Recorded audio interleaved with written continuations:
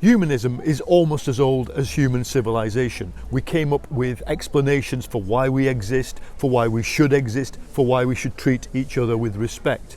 In its modern form, humanism has become, I think, associated with rationalism, the idea that we want a society based on rationality, on science, on provable observation.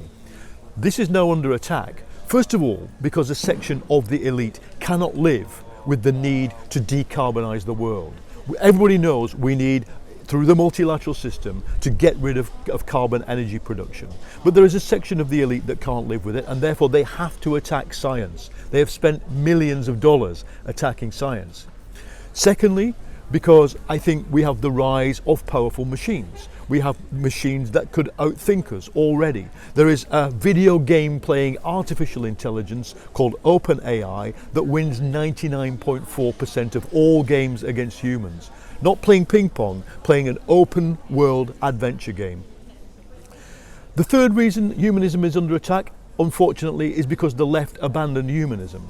Since the rise of postmodernism, since Michel Foucault said humanity will be wiped away like a face drawn in the sand, large parts of the left have not been committed to defending either the primacy of human beings on the planet or the fact that human beings have universal rights. So I think that this combination of an elite attack, of a kind of left abandonment, and the rise of machines does create the modern, or rather the 21st century dilemma. On what basis do we human beings demand the right to control machines and control the other autonomous systems around us, states, economies, surveillance systems?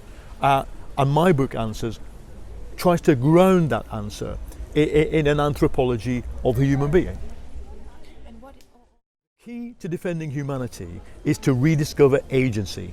For our grandparents, it was very simple. They believed the working class was the agent of history. It could make change. And everything in their lives told them that.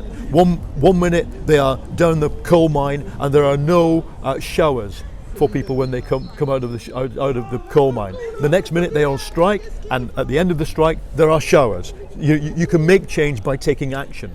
This idea has been substantially lost to that generation, 3 generations really, that have grown up in the neoliberal era, generation X, Y, Z. I no longer believe the working class is the agent of history. I think, like Mario Tronti, the Italian Marxist of the 1960s, we live in a social factory. So everyone is exploited at our work, with our credit card, by this. This is the key method of exploitation for me. The person who really owns this, Apple, are extracting value from me. No, and in my relationships I am exploited. Even while asleep, I can make money for Apple while they monitor my sleep pattern. So,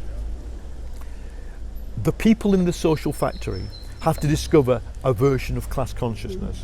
You see what I mean? Those of us who are exploited in these multiple ways must discover a way to unify that experience and move beyond it, and to say we want something better.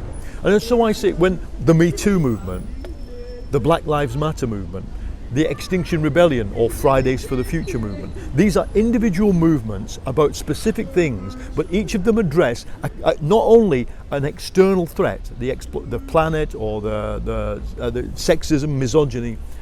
They change people's attitude. They create agency. And I think that the agency has to come from within, and it has to come from a different view of what a human being is. So many